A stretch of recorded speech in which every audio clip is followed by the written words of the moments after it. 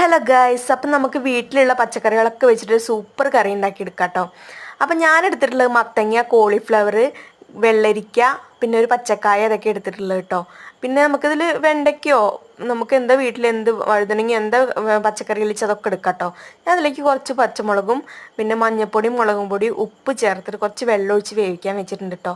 അപ്പോഴത്തേക്കും നമുക്കിതിലേക്ക് അരപ്പ് തയ്യാറാക്കാം. അരപ്പിലേക്ക് ആവശ്യമായത് കുറച്ച് തേങ്ങയും ചെറിയ ഉള്ളിയാണ്. ഈ അരപ്പ് നന്നായിട്ട് അരച്ചെടുക്കണം കേട്ടോ.